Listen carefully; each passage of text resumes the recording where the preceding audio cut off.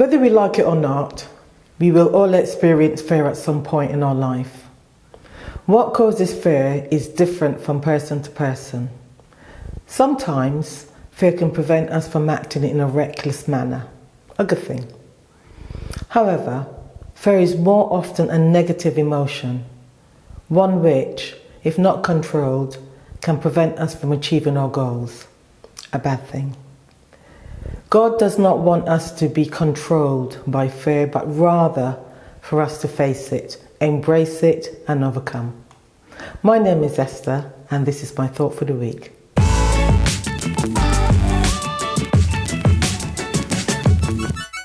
So, what is fear? Actually, fear is difficult to define. For me, fear is having to speak in public. Though it's a few years ago now, I remember when Pastor Billy asked me to host the church service on a Sunday morning. That should be pretty easy, right? Not for me. At first I thought, yeah, I can do that. I'll be fine. But as the day got closer, the anxiety, the self-doubt, and yes, the fear began to engulf me. You see, I have always been a bit self-conscious. I worry that I will say the wrong thing, use the wrong words, and even that people won't be able to understand my accent. I worry that I will end up looking foolish, and along comes that uncomfortable feeling in the pit of my stomach, like going over a humpback bridge too fast. To you, that may sound like foolishness. You may think fear should be reserved for something which is a genuine threat to life and limb, such as having a tyre blow out on the motorway when driving at speed. But fear can be triggered by something more simple, like the memory of something which hurt or traumatized us in the past, or even something which may seem irrational to others. But to the person experiencing that fear, it is genuine and completely valid. The problem with living in fear is that it always takes away your peace or joy and makes us feel vulnerable and powerless. When we perceive others as being fearless, it can leave us feeling inadequate and isolated. It can make us ask ourselves, why me? Or, am I the only one? Or, do I have to live in fear? I love the Bible. Did I mention that before? Well, I do. One of the reasons I love it is that not only does the Bible have the answer to all our questions about life, the universe, and everything, it even answers to the questions we haven't even thought of yet. For instance, regarding the why me, when it comes to fear, the answer is why not? Even the most blessed, most faithful people of God experience fear. When God instructed Moses to go into Egypt and tell Pharaoh not ask him, but tell him to release the people of Israel, Moses was fearful. When the disciples were out in the boat with Jesus and a terrible storm blew up, the disciples were filled with fear.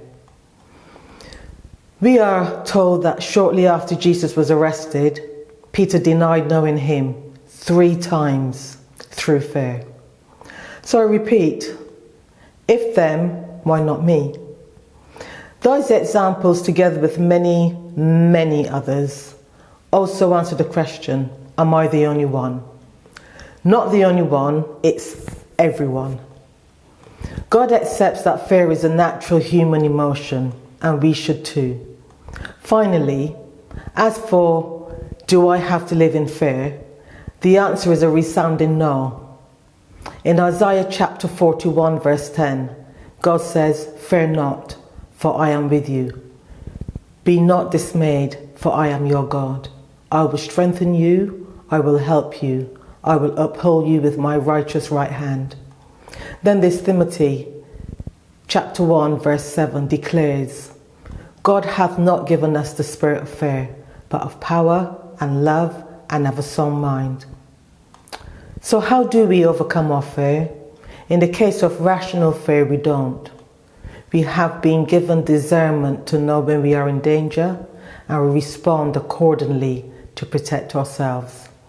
In the case of what deep down we know are irrational fears, there are three things we can do. One, we can accept that fears are a normal part of life and we should not beat ourselves up for having them. We face our fears. Two, if we are fortunate enough to have someone we trust, we can share with them and formulate a response. We embrace our fears. And three, most importantly, we can turn to God. We immerse ourselves in the scriptures and find the answers we need. Through prayer, we can hand our fears over to Him and get on with living the life He has called us to. We overcome.